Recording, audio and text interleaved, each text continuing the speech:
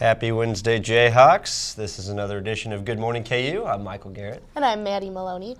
Okay, so Michael, I was on the internet last night and I came across an article, and it turns out Adam Levine is People's Sexiest Man Alive for 2013. So you being a guy, what do you think about that? Wait, how do they...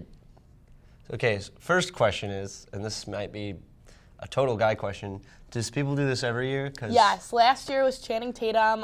Some of the past winners have been like George Clooney, Brad Pitt. Okay, then second question has to be, how can they be Sexiest Man Alive? Because if I'm not corrected, those people are still alive. I think they just vote on a new person So are you just each like, year. that seems kind of, maybe they should change the name of the title, because if it's... I think you're getting a little too technical, but what do you think? Do you think Adam Levine deserves it? What are your thoughts? Sure, I don't know. I mean, it's a hard question. There's a lot of good-looking dudes out there, right?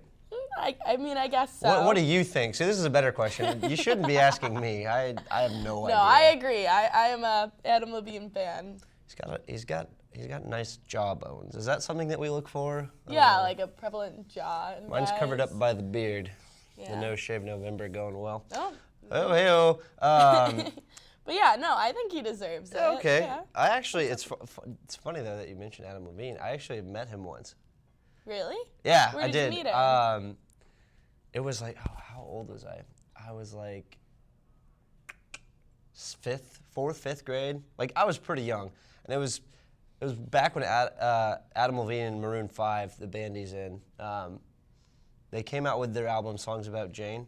Okay, so You know one of the very big first Yeah, one. back when they were good and not what they're like now. But I went to a concert. So my friend's dad, he was back in the day, he's big in radio. So back in the day, he was the manager of Mix 93.3 in Kansas City. So we would get to go to all sorts of concerts and stuff. Setup, yeah. Right, and so he would always, we'd be at this concert. So it was like Red, White, and Boom, like number 6 or something. So it was like a long time ago. He's like, hey, do you guys want to go backstage and meet some of the artists? So I was like, yeah, sure. And his son's like, okay. yeah.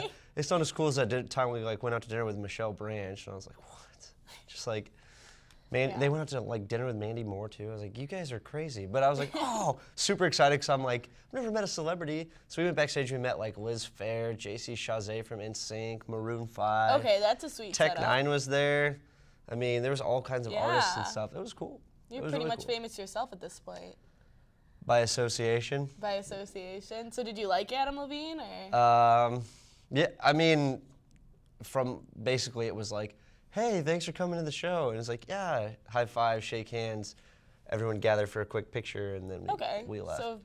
So I guess I met him. Maybe that's... Met him. That's kind of maybe not the best term to use, I but think you could talk he's a great guy. I mean, hey, well-deserving of World's Sexiest Man. Well, who do you think should have won? Well, I mean... Oh, okay. I think the world's just not aware of me yet, but you wait. In, 15 years, Michael Garrett will be Sexiest Man Alive. Especially, did you see me at the game last night? No, I didn't. How can you not think that's the world's sexiest man? Good point, in your Jayhawk suit. Look at that. It's a pretty spiffy suit. Was the word when birds lose their feathers, it's like molding, is that it? Or molting, something like that? One of my friend's dads commented on Facebook. He's like, it looks like you're molting because all the feathers are coming off. Yeah. KU Athletics actually Facebook and Instagram that picture, and it got 2,000 likes. I was like, did it really? Holy cow. It's a good picture. Wait, just from last night? Yeah, because there was all these people taking pictures because we were group number 1, so we were front row. Oh, that's awesome. So yeah. Great seats, and people were snapping pictures and stuff, and they were tweeting it and all that. And so there's me and my camping group, and my friend's girlfriend actually made that costume for me, and that costume has won me a lot of good stuff, actually, believe it or not. So last night... what? Well, last night, so it got me on that, on the Jumbotron, of course, and on TV, and they did the Instagram and Facebook pictures and stuff. But also, I made that last year for the Texas KU game. We had game day here in Lawrence. And AT&T had this booth set up, and it was the AT&T Show Me Your Game Face booth. Okay. So basically what I did was I was actually running to the bathroom, so I was running through Allen Field. I was like, don't want to miss game day, because it was in the morning. Yeah. And they stopped me, they're like, hey, you've got a great costume, come here. I was like, okay, what's going on? And this AT&T booth, they were just taking pictures of fans, And so I was like, okay, I gotta do something quick. So I grabbed this like basketball, and I wish I had the picture on me. I don't know what I did with it, but it's like it's a picture of me with like a basketball holding it like that. It's like a KU ball, and I have like that all the like feathers on and stuff. Like basically what I wore at the game last night with the hat and all that. And I was like kind of growling at the camera. So I go on spring break, and I went to Costa Rica to do like this research project. And I come back, and I have this phone call from a lady at like the AT&T branch in Texas. And she left me a message like, hey, Michael, just calling to tell you you won the AT&T Face of Game Day, which will include 4 tickets to both the Sweet 16 and Elite 8 games in Dallas, Texas. Oh, God. A $500 like Visa gift card to spend on whatever you want. Just give me a call back if you're interested. And I was like, yeah, I'm interested. If you're interested. Are you serious right now? So that's pretty awesome. that suit has taken me a lot of places. Yeah, that's like your lucky suit. Like wear it under your suit when you go for like an interview. Oh, I should. What if I walked into it? Well, what's funny is you couldn't see in the picture, but I have the like Jayhawk shoes. They're like all yellow and they have like the red buckles. Yeah. I wear them with that and like yellow tights. It's actually kind of shocking, but I mean. Yeah, it looks good. World's so that's sexiest your lucky man suit. right that's there. That's your superhero suit. It's my Super J. All right, well, we're gonna take a quick break, and we'll be back with Kerrin Burke with KUIT. He's gonna talk about the student survey. Hey folks, welcome back. I'm Michael O'Brien, not to be confused with Michael Garrett, but I'm here with Kerrin Burke from the IT department. How are you today? Good morning. Good morning, and you're here to talk about the student survey, right? Yeah. And what exactly is that? KU Information Technology has partnered with the Journalism 640 class, and they're doing a survey just to assess what students think about technology on campus. And is that online? Yes, it is. We have it at our technology.ku.edu page, and they should have it in the bottom there. What type of questions would these people be answering?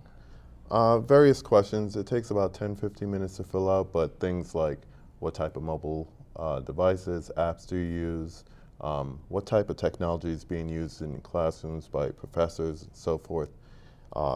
Basically, how do you feel about technology on campus? What would you like to see? Things like that.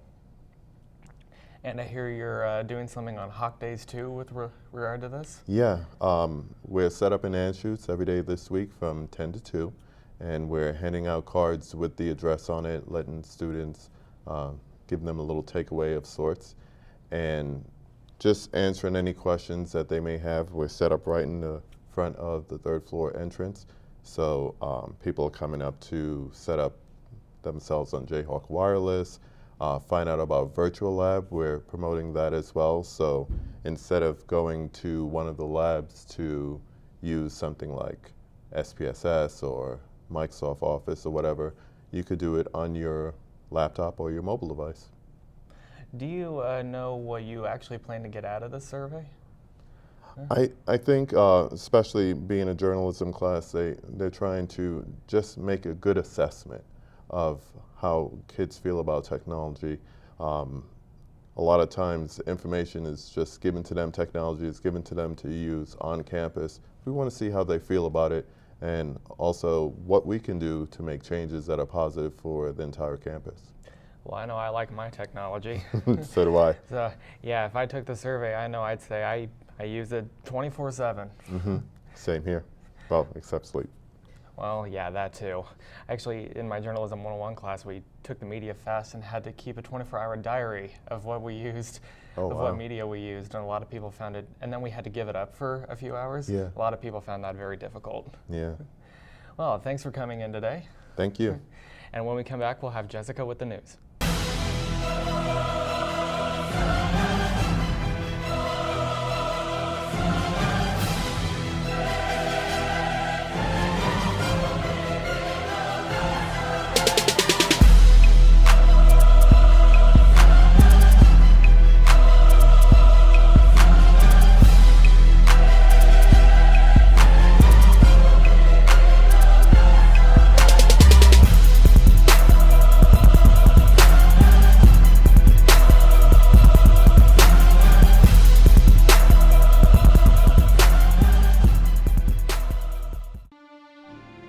Where you go to college makes a statement about you.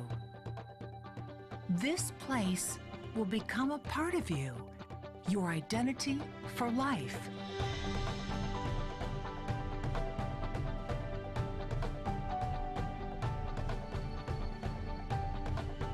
The University of Kansas, a great place to be you. Welcome back, Jayhawks. I'm here with your news update. The state of Missouri executed white supremacist serial killer Joseph Paul Franklin early this morning. The execution had been delayed because of court appeals, but according to CNN, the lethal injection was administered at 6:07 this morning, and Franklin was pronounced dead 10 minutes later. Franklin had been convicted for a 1977 murder outside St. Louis, but was blamed for a total of 22 killings between 1977 and 1980. Those no weapons allowed signs on the University of Kansas buildings might be going away. A new Kansas law requires that if the university doesn't allow students and staff to carry concealed weapons, it must demonstrate security checkpoints on campus. The university has a decision to make of either hiring security guards or installing metal detectors in all buildings or allowing students and staff to carry concealed weapons. KU currently has a 4-year exemption, but will need to come back to a decision in that time. The U.S. Air Force sent 29 satellites into space Tuesday night. A single rocket that launched from NASA's Wallops Flight Facility in Virginia carried the most satellites ever sent into orbit at one time. Students from a high school in Virginia built one of the satellites, marking the first time a satellite made by a high school student was sent ever into space. A new water slide being built in Kansas City, Kansas is creating quite a buzz. The Burke Mega Blaster is being called the world's tallest and fastest water slide. The new attraction at Schlitterbahn Park will be over 134 feet high and allow speeds of over 65 miles per hour. Schlitterbahn opens on May 23rd. Students from many different cultural backgrounds showed up to the World Fashion Show last Wednesday night. From ethnic foods to native dances, the show encompassed all aspects of culture. Sarah Ekus, a junior from Overland Park, is interested in learning more about culture.